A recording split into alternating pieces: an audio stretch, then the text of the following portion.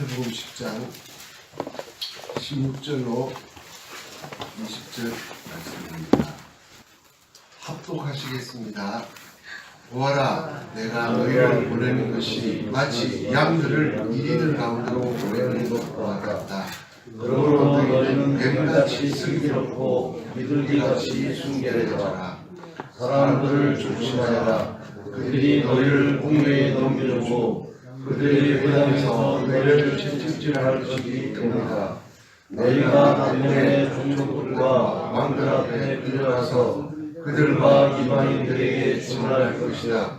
그들이 너희를 넘겨줄 때 너희가 어떻게 또는 무엇을 말할지 걱정하지 마라. 그때 너희의 말할 것이 너희에게 주어질 것이기 때문이다. 말하는 이는 너희가 아니라 너희 안에서 말씀하시는 너희 아버지의 영이시다. 아멘. 16절에 내가 너희를 보내는 것이 마치 양들을 이리들 가운데로 보내는 것과 같다 말씀하셨습니다. 그래서 16절 말씀을 따라서 성도는 이리들 가운데 있는 양과 같습니다라는 제목으로 본문을 상고하고자 합니다. 마태복음 10장은 예수님께서 12 제자들을 사도로 파송하시는 기록입니다. 파송에 앞서서 그들이 할 일을 몸소 보여주신 장면이 9장 35절로 37절에 기록되어 있습니다. 35절은 그들이 할 일의 성격을 가르치신 그 나라의 복음 선포 및 진리로 정의하셨는데 함축하여 그 나라의 복음 선포 즉 하나님 나라 복음 선포라고 할 수 있겠습니다. 이는 악이 지배하는 이 세상에 대한 선전포고이기도 합니다. 10장 1절로 4절은 파송받은 사도들의 소개이고 5절로 10절은 사명을 수행할 동안 줄곧 명심해야 할 주의사항입니다. 첫째, 의식주와 경비를 따로 준비하지 말 것인데 이는 하나님께서 의식주와 경비를 책임져 주신다는 것을 믿으라는 명령입니다. 둘째, 영접하는 말이 있으면 영접하는 집에 들어가서 그 말을 떠날 때까지 그 집에만 끝까지 머물러 있으라인데 이는 더 좋은 집을 찾지 말고 있는 집에 하나님의 평안이 임하도록 하나님의 임재를 기도하고 힘쓰라입니다. 셋째, 복음을 거부하는 마음이 있으면 발에 묻은 먼지까지 다 떨어놓고 그곳을 떠나라인데 이는 소돔과 고모라의 불과 유황의 심판, 그러니까 지금까지 있었던 어떤 심판으로도 비교할 수 없는 크고 무거운 심판이 반드시 온다는 것을, 그리고 심판이 오는 이유는 하나님 나라를 거절하기 때문이다라고 분명히 선언하라는 말씀입니다. 이처럼 복음은 영접하는 자들에게는 영원한 복락이지만 거절하는 사람에게는 돌이킬 수 없는 저주가 됩니다. 성도는 모든 사람과 화평하기를 힘써야 하지만 복음 문제에 대해서는, 구원에 대해서는 회색 분자가 되어서는 안 됩니다. 단호한 입장을 보여야 합니다. 그럼에도 세상 앞에서 구원 문제에 대해서 단호한 입장을 취하지 못하는 이유가 무엇이겠습니까? 요즘 WCC 운동뿐만 아니라 교회 연합운동, 세상과 교회가 세상에 가까워지려는 운동들이 많이 일어나고 있습니다. 야고보 사도는 이런 사람을 간음하는 여자라고 질책합니다. 간음하는 여자들아, 세상과 벗되는 것이 하나님과 원수가 된다는 것을 알지 못하느냐? 그러므로 누구든지 세상과 벗되고자 하는 자는 하나님과 원수가 되는 것이다. 세상은 하나님과 원수이고 성도가 해야 할 일은 세상에 대한 선전포고임을 우리가 잊어서는 안 됩니다. 16절입니다. 보아라, 내가 너희를 보내는 것이 마치 양들을 이들 가운데로 보내는 것과 같다. 그러므로 너희는 뱀과 같이 슬기롭고 비둘기같이 순결해져라. 파송받는 사도들의 상황이 마치 이리들 가운데로 가는 양들과 같다고 하셨습니다. 성도가 세상과 적당히 타협하면 세상도 성도를 위협하지 않습니다.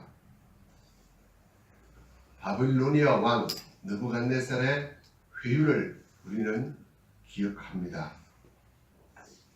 만일 지금이라도 너희들이 뿔나팔과 피리와 수금과 삼현금과 양금과 생황과 모든 종류의 악기 소리를 들을 때 내가 만든 형상 앞에 기꺼이 엎드려 경배하면 좋으나 지금이라도 원래 칙령이 금 형상 앞에 절하지 않는 자는 즉시 맹렬히 타는 용광로 가운데 던져질 것이다 했지만 너희 세 사람의 재주를 내가 아낀다. 사드락, 메삭, 아벳느고야, 내가 너희를 아껴서 한 번 더 기회를 주는데 그러니 내 총애를 부끄럽게 하지 말아라.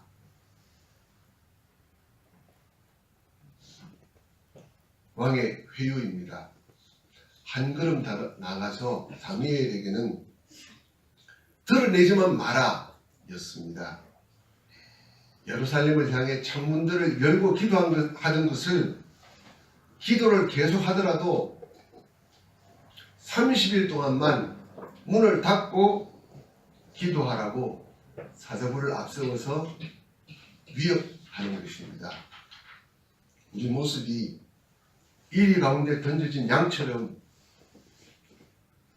가련하고 위태롭게 느껴질 때가 많습니다. 우리가 이 세상에 살면서 사망의 어두운 골짜기 가운데 있다고 느껴질 때 우리에게 필요한 것이 무엇이겠습니까? 성경은 우리에게 가르쳐주고 있습니다. 느부갓네살이시여, 우리가 이 일에 대해 왕께 대답할 필요가 없습니다. 만일 그렇게 된다면 왕이시여, 우리가 섬기는 우리의 하나님께서 맹렬히 불타는 용광로에서 우리를 구해내실 것이고 또 왕의 손에서도 구해주실 것입니다. 만일 그렇게 하지 않으시더라도 왕이시여, 우리는 왕의 신들을 섬기지도 않고 왕께서 세우신 금 형상에게 경배하지도 않을 줄 아십시오.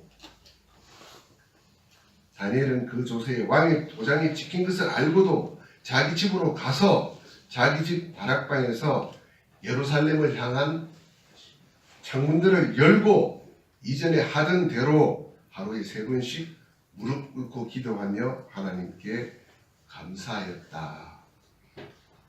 시편 23편 4절입니다. 내가 사망의 어두운 골짜기로 다니더라도 악을 두려워하지 않을 것인 이는 주께서 나와 함께 하시기 때문입니다.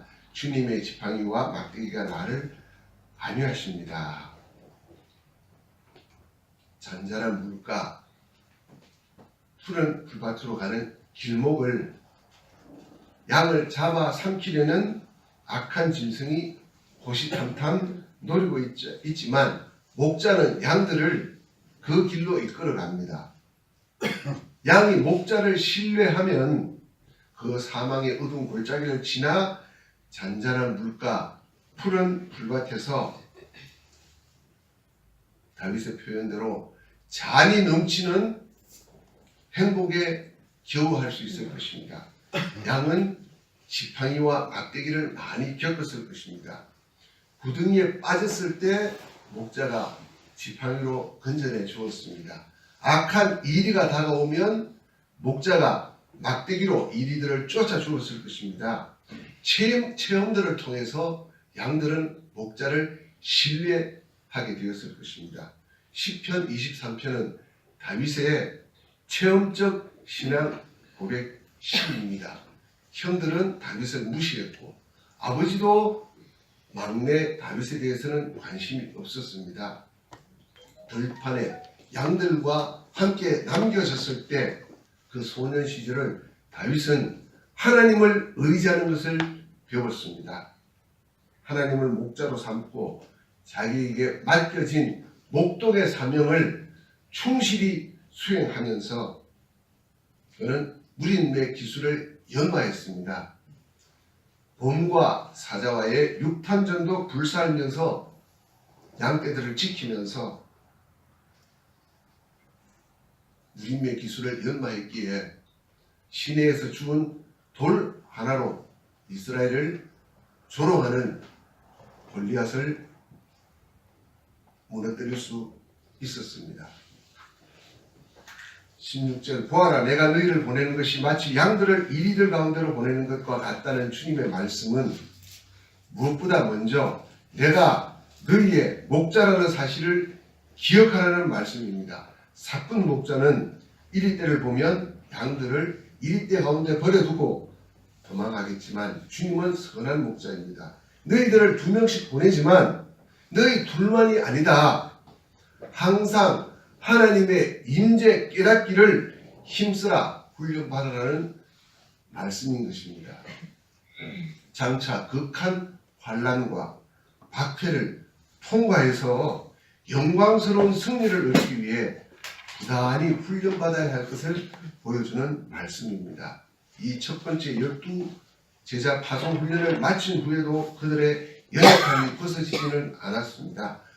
그렇지만 배반하고 떠난 한 명을 제외한 그들은 실패와 회개를 반복할 수밖에 없었지만 결국 모두 승리자들이 되었음을 교회사를 통해서 우리는 잘 알고 있습니다. 그리고 그들 원수가 노리는 것은 두려워하는 것 그 자체인 것을 기억하라는 말씀입니다. 누가복음 12장 4절 5절입니다. 내가 나의 친구들은 너희에게 말한다. 몸은 죽여도 그 후에는 더 이상 아무것도 하지 못하는 자들을 두려워하지 마라. 내가 너희에게 누구를 두려워해야 할지 보여줄 것이니 죽인 뒤에 지옥에 던져놓을 권세를 가진 분을 두려워하라. 참으로 내가 너희에게 말하니 그분을 두려워하여라. 그들을 두려워한다면 그것은 너도 몸밖에 모르는 사람이구나라는 말씀입니다. 영생으로 들어갈 생명을 확신한다면 날로 새로워지는 속사람의 기쁨을 사는 사람이라면 낡아지는 겉사람의 생명에 연연하지 않을 수 있습니다. 그러므로 너희는 뱀같이 슬기롭고 비둘기같이 순결해져라. 뱀과 비둘기는 결코 동일한 속성일 수가 없습니다. 이 두 가지 속성을 동시에 가진다는 것은 그만큼 어렵다는 말씀입니다. 슬기롭되 순결하여라 이 말을 박윤순 목사님 주석에는 이렇게 풀었습니다. 지혜 있는 자는 간교해지기 쉬우니 순결하기 어렵고 순결한 자는 무직해지고 지혜롭기 어렵다. 그러므로 한 사람이 이 두 가지를 겸전하기 어렵다고 우리는 생각할 수 있다. 그러나 신자가 성령님의 도우시는 은혜로 말미암아 그 두 가지를 겸하여 가질 수 있다. 창세기 3장 1절은 뱀에 대해서 이렇게 묘사했습니다. 여호와 하나님께서 지으신 모든 들짐승 가운데 뱀이 가장 간교하였다. 지금 예수님께서는 뱀을 들어서 슬기롭다고 말씀하셨습니다. 그러나 창세기 3장 1절은 뱀을 간교하다고 표현했습니다. 간교한 것과 슬기로운 것은 같은 속성입니다.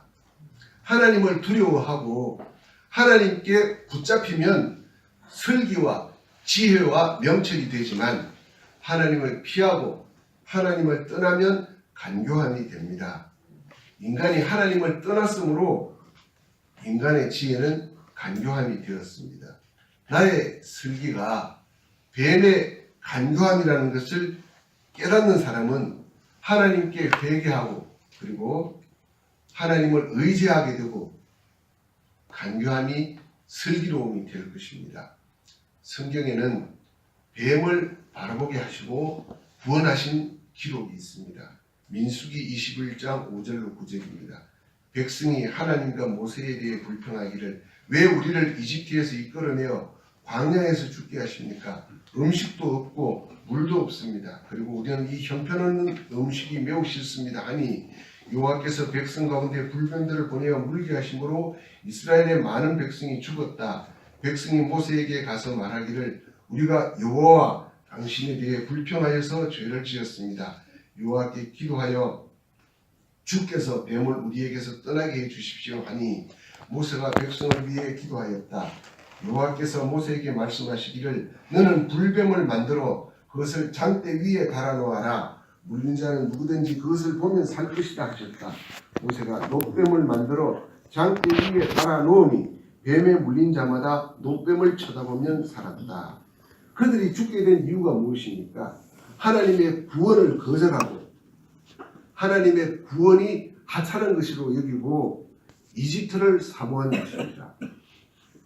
하나님으로부터 마음이 떠나 이집트로 향한 데 있습니다. 그들을 물어 죽게 만든 그 불뱀은 그들이 사모하는 이집트의 실체인 것입니다. 육체를 위하여 심는 자는 육체로부터 멸망을 거둔다는 사실을 보여주신 것입니다. 장대에 달린 놋뱀을 쳐다보게 하신 것은 쳐다보는 자마다 살게 하신 것은 장차 그리스도께서 십자가에서 대속의 죽으심을 당하심으로 우리를 구원하시되 믿음으로 대속의 공로를 입는 자를 구원하실 것을 보여주시는 것이고 아울러 인간의 지혜는 하나님을 떠나 인간에게 사망을 주지만 인간의 판단과 인간의 생각을 내려놓고 하나님의 방법과 하나님의 구원하심을 의지할 때 참 지혜라는 것을 보여주신 것입니다. 내가 뱀과 같이 간교한 인간임을 고백할 때 그리스도의 지혜, 하나님을 경외하는 슬기를 못 입을 수 있을 것입니다. 비둘기같이 순결해주라 하셨습니다. 순결이라는 것은 순진, 깨끗함, 소박, 단순의 뜻이 있습니다. 무엇보다도 비둘기는 하나님께 제물로 바쳐지는 새입니다. 성도는 언제나 정절을 지키고 삶을 순결한 제물로 하나님께 바쳐야 하는 것을 보여주는 말씀입니다. 로마서 12장 1절입니다. 그러므로 형제들아 내가 하나님의 인내하심으로 너희에게 권하니 너희 몸을 하나님께서 기뻐하시는 거룩한 산 제물로 드려라. 이것이 너희가 드릴 합당한 예비이다. 뱀같이 슬기롭고 비둘기같이 순결해져라. 세상 이 세대는 말합니다. 간교하고 이리같이 악랄한 사람만이 잘 살 수 있다. 승리할 수 있다고 외칩니다. 우리는 이 세대를 닮아 뱀 같은 간교함을 가졌고 이리 같은 악랄함을 가진 존재라는 것을 하나님 앞에 고백해야 합니다. 우리 삶을 하나님께서 기뻐하시는 산 제물로 드리되 예수님께서 주시는 슬기로 하나님께서 기뻐하시고 온전하신 뜻이 무엇인지 분별하라는 말씀입니다. 뱀같이 지혜롭고 비둘기같이 순결해져라. 이 말씀은 사도 바울은 이렇게 표현했습니다. 로마서 12장 1절 2절로 오늘 말씀을 맺고자 합니다. 그러므로 형제들아 내가 하나님의 인내하심으로 너희에게 권하니 너희 몸을 하나님께서 기뻐하시는 거룩한 산 제물로 드려라. 이것이 너희가 드릴 합당한 예배이다.